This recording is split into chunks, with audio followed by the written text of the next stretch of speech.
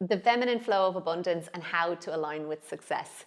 Today we are talking all about feminine flow and how you can tap into abundance using your home and also your own personal power.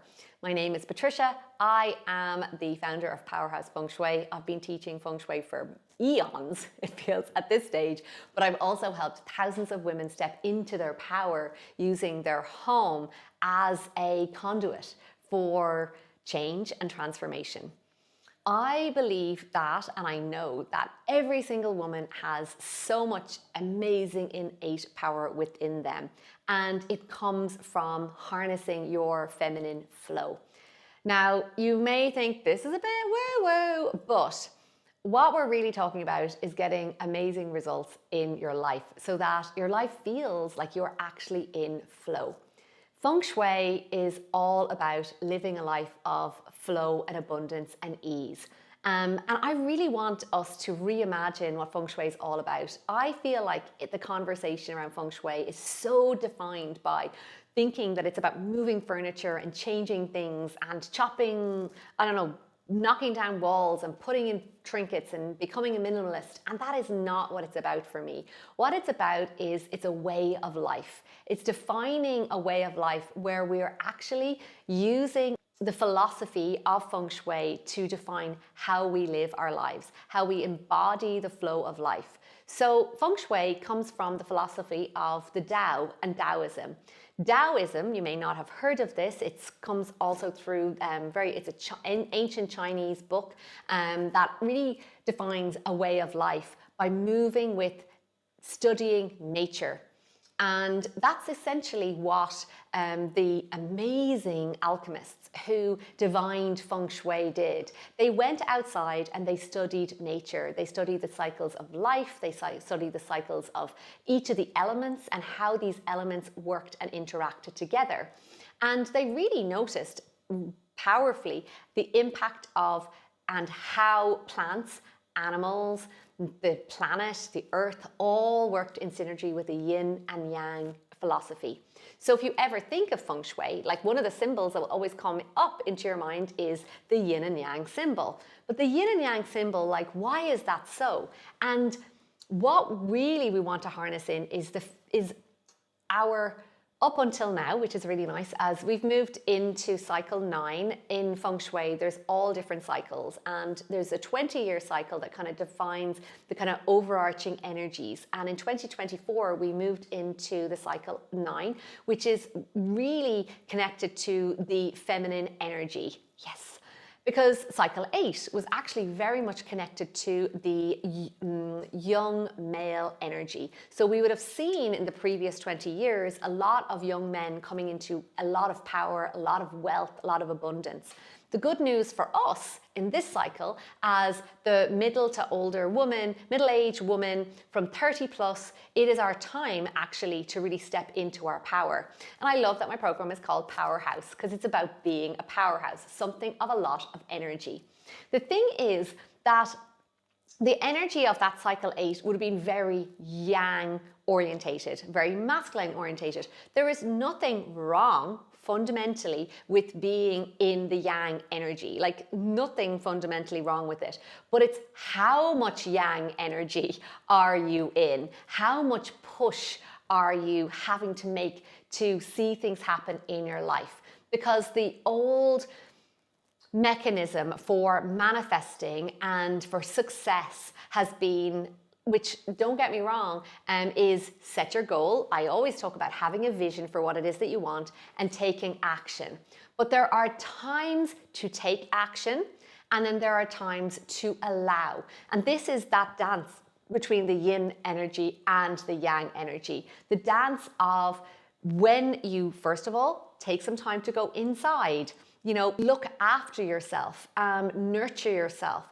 The yang energy kind of suck energy out of you. Like, it's quite depleting because it's like forceful and energy and go, go, go, go, go.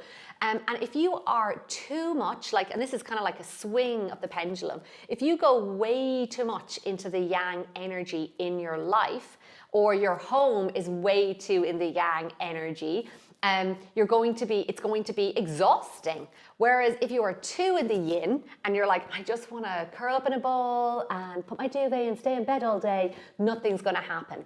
But what we're looking for is this pendulum to kind of slow and get into the middle, where you know that you can swing into some yin energy and look after yourself. Tend to yourself, nurture yourself. And that nurturing time, the ideal time for that is under the new moon energy. The ideal time for that is, why would that be the ideal time for that? Is, well, because the new moon energy is the time of the yin time. It's like there's no moon. The moon, when it's in its fullest expression, that's the yang time. So over in the yin time, it's time for a little bit of hibernation. It's the same as kind of winter time. It's time for going inward. It's time for nurturing yourself. Maybe it's time for just slowing down a little bit.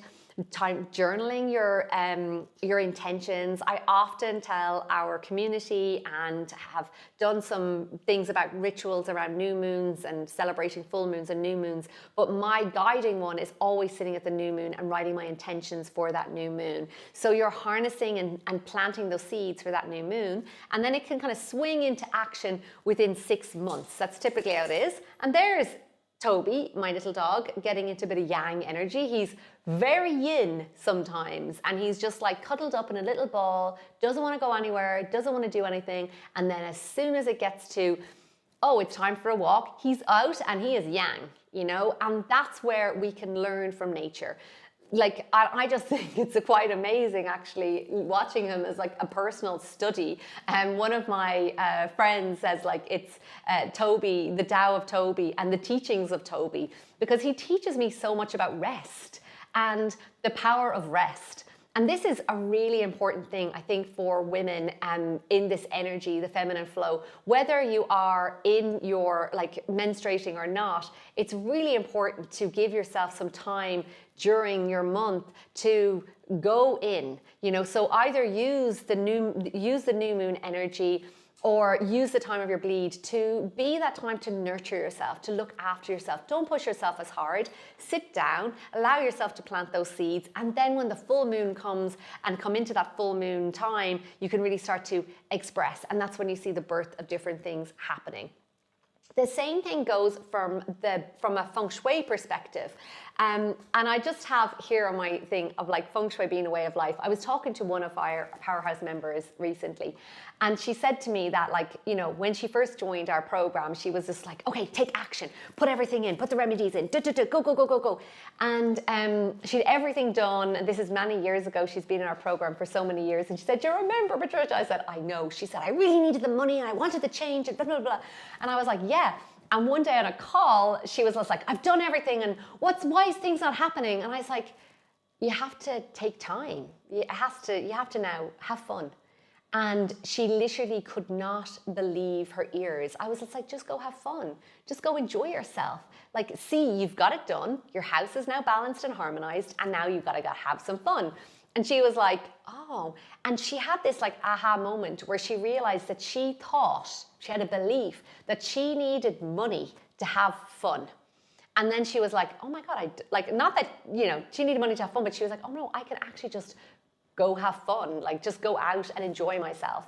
And it's been so amazing to witness, because she doesn't even promote her business anymore. Like, one of her intentions, because this is it, during that introverted time, setting her intentions was, I just want clients to come to me, to find out about me by word of mouth, and I'm just like filled up.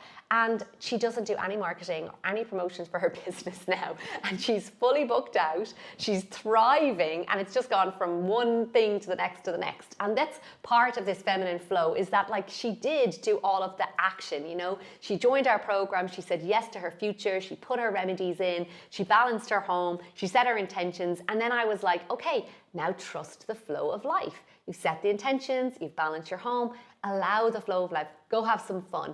And that alone has just allowed it. So it's that dance of the yin and the yang.